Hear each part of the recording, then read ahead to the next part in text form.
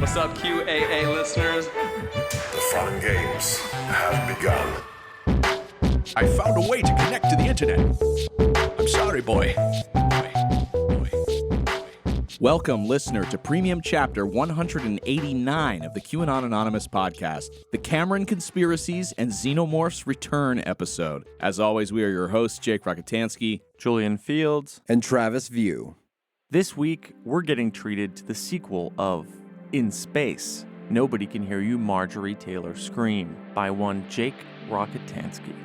Did she survive hyperspace in the Chuck E. Cheese ball pit? And what of our three extremely dead podcasters, one of which was revealed as a robotoid? For those unable to attend the second leg of our tour, here's your chance to catch up on this wonderful Jake story that we were performing live with all kinds of extra bells and whistles. And if you're planning to attend our third leg... Julian, are you talking about Philadelphia on November 12th, Brooklyn on the 14th, Washington, D.C. on the 15th of November, Toronto on the 18th, and Chicago on the 20th, and Minneapolis on the 21st? Yes. And tickets are available at tour.QAnonanonymous.com? That's exactly correct, Jake. Wow. Jake is getting stuff right. Whoa. That's I crazy. knew the dates. You had that just loaded up? I guess so, yeah. In your weird little brain? Yeah. Well, to deepen the Jake vibes further in this episode, he's also prepared a segment on conspiracy theories surrounding one James Cameron, director of the second Alien movie, Titanic, Avatar, and possibly your brain. It turns out Cameron may have had deep connections to the Illuminati, the Freemasons, and a host of other shadowy conspiratorial groups. So, without further ado, we present... This time, it's culture war. Plunk! That's the last of them, sir. Bannon surveyed the large underground cavern. Crates upon crates of supplies were stacked nearly floor to ceiling. Hundreds of workers in coveralls scurried about the abandoned base, scribbling on clipboards and directing civilians to various living quarters. I can't believe it's real, sir, one of the workers remarked, marveling at the massive pillars jutting out of the solid rock walls.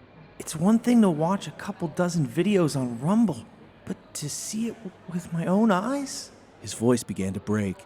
Bannon gently patted him on the shoulder as he took in the scene. You know, in 1986, after the Confederate forces had defeated the Nazis for the second time, Hitler retreated to a base just like this one. Do you know what happened next? The worker thought for a minute. He escaped to the moon? Bannon nodded his head, proud. That's exactly what he did, son. A voice called out to them from one of the tunnels. Commander Bannon, sir, you're gonna want to see this.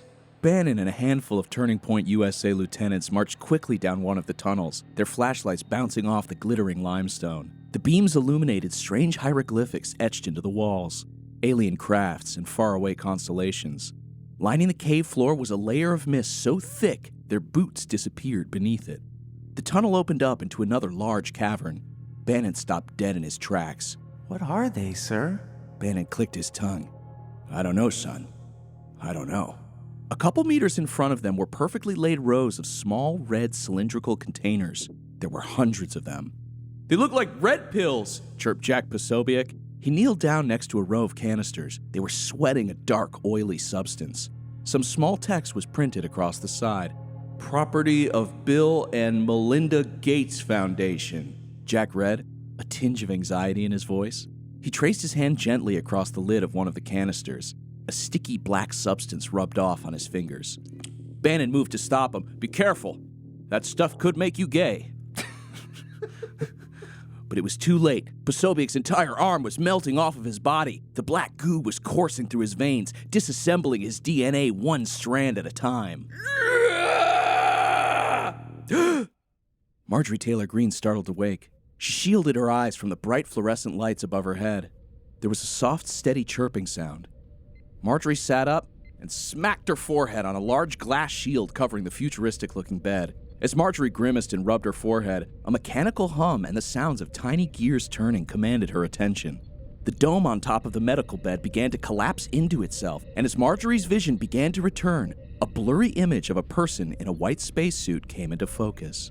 Marjorie, can you hear me? Marjorie squinted her eyes. She rubbed her temples. Where am I? She began to thrash around, but quickly stopped as the nausea began to overwhelm her. The doctor placed a steady hand on her shoulder. Take it easy. Your body's still feeling the effects of such a long hypersleep.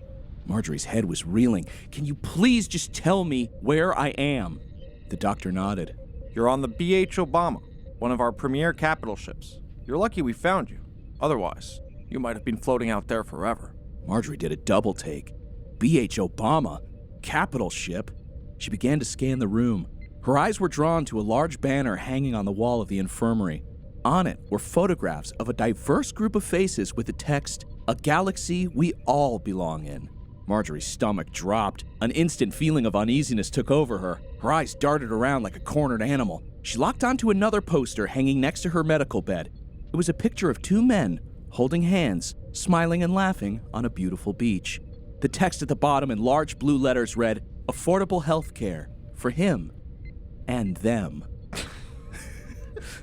A shooting pain coursed through Marjorie's bones. She zeroed in on the doctor standing next to her. Their hair had brilliant streaks of bright purple. Their gender wasn't immediately apparent. Marjorie began to panic. "How long have I been gone?" The doctor calmly placed a comforting hand on Marjorie's ankle. I'm sorry to tell you this, Mrs. Green, but you've been out here for almost 60 years. Marjorie's head was spinning. 60 years. It was impossible. Her friends, her family, all the Christmases, all the podcasters she'd blocked, gone in an instant. She looked up, almost pleading with the doctor. "Tell me, is my husband, is he still alive?" The doctor nodded. Yes, but I'm afraid he filed for divorce decades ago. Marjorie slumped back onto the bed. The doctor handed her a 2.5 milligram edible. Here, take this. Get some sleep. You'll debrief with the board at 0900 hours tomorrow morning, and you'll want to be well rested. Good night. Marjorie stood in the center of a large boardroom, staring forlornly as the telegram profiles of her former crew flashed across a large iPad mounted to one of the walls. Sebastian Gorka, Bill Mitchell, Dan Crenshaw. Marjorie's face twisted up a little as Crenshaw's picture lingered on the screen.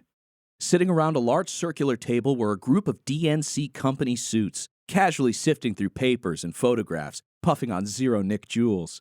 One of them tossed a stack of papers back down on the table and looked up at Marjorie, incredulous. So you're telling me that you survived the Yellowstone eruption in 2023? Marjorie nodded. Yes. And that the... He glanced down at his notes. Chuck E. Cheese you were in was catapulted into space? Yes. And you and your crew survived this, despite having no outer space training whatsoever or even a viable spacecraft? Marjorie clenched her eyes shut in frustration. Yes.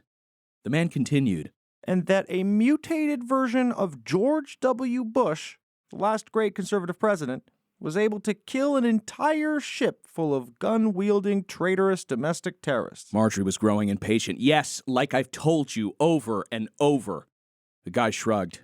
I'm sorry, Marjorie, but our recovery team found no trace of anything resembling a creature like that on your escape pod. The only thing out of the ordinary were the remains of an early T-Series android prototype. Is it possible you confused it for the monster you're describing? He gestured over to a large trash bag with disembodied pieces of Travis View inside. Marjorie threw up her hands. You know, I appreciate your time, I really do, but I believe my MAGA friends are in grave danger. Whatever that thing was, we picked it up on Earth. We need to go back before it takes the lives of more innocent people. The man smiled. He folded his hands and leaned back in his boardroom chair. Well, innocent is a relative term, I suppose. They were all convicted of posting crimes in 2025. Thing is, Mrs. Green, after Chelsea Clinton won the election in 2024, many of our secret bases were abandoned. With the overwhelming support for the military, there was no longer a need to keep them hidden from the public. Any maggots that were left over, well, they exiled themselves into the abandoned facilities, or dumbs, as you used to call them. Thought the world was going to end. The man took a long drag off of his jewel. Point is, Marjorie, your people are safe. Sure, they're surviving on Bud Limes and mole child meat, but I can assure you, they're fine. How do you know? Asked Marjorie. Guy shrugged. Well, because we've been closely monitoring them for over 50 years. That night, Marjorie Taylor Greene was pacing around her quarters. She had survived such a horrifying event, only to wake up 60 years later to a world transformed. The liberals had won. Anything resembling her culture was banished into a volcano or driven underground. She looked with disdain at the small flat screen mounted on her wall.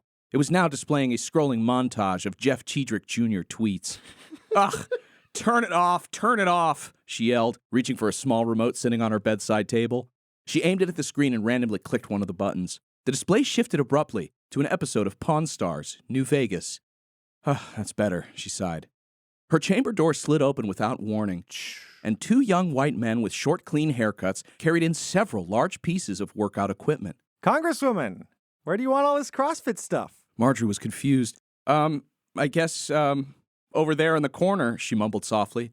The guys placed the equipment down, took off their shirts, and began doing pull-ups and sit-ups right there in front of her. Come on, Miss G. You gonna spot us or not? The guy smiled cheekily and continued to knock out reps. We're both straight, by the way. Marjorie relaxed a little. Perhaps the communists running the ship had taken pity on her and were attempting to make her feel more at home. She walked over to the one on the floor, grabbed onto his tennis shoes, and began counting out his reps. 15, 16, 17. All of a sudden, a shooting pain erupted in Marjorie's side. She clutched her abdomen and doubled over.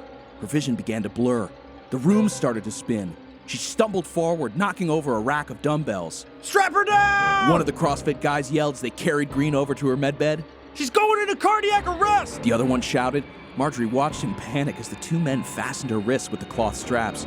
The pain in her stomach was unbearable. A pool of blood began to form, turning the white sheets a crimson red. No, Marjorie cried. Just then, a serpent-like George W. Bush burst from her chest, hissing and screeching, sending blood everywhere. With her last ounce of strength, Marjorie looked up at the two CrossFit guys. They were furiously making out at the foot of her bed. No, Marjorie pleaded. Marjorie awoke in a cold sweat clutching her chest. Her room was dark, and she was alone. A small video screen next to her bed blipped to life. Marjorie? Marjorie, are you there? It was one of the men from the boardroom, someone from the corporation. We've lost surveillance on the MAGA colony at Dulce Base. They've been radio silent for over 48 hours now. Me and some of the other company members are worried that maybe one of your creatures got to them. Marjorie massaged her head. Well, yeah? So what do you want me to do about it? Guy shrugged. Well, if it is what you've described, as far as we know, you're the only person to ever encounter such a creature. Your experience and input could be useful to our anti-colonialism Marines. You want to take it back to Earth? Here it is. Marjorie thought for a beat. She clicked the speaker button. Tell me this. You're going down there to save them, right? Not to exterminate them? Not to study them? The man nodded his head. That's the plan, kiddo. Marjorie considered this for a beat, and then she made a decision. I'm in. You have been listening to a sample of a premium episode of QAnon Anonymous. We don't run any advertising on the show, and we'd like to keep it that way. For $5 a month, you'll get access to this episode, a new one each week, and our entire library of premium episodes. So head on over to patreon.com/QAnon Anonymous and subscribe. Thank you. Thanks. I love you. Jake loves you.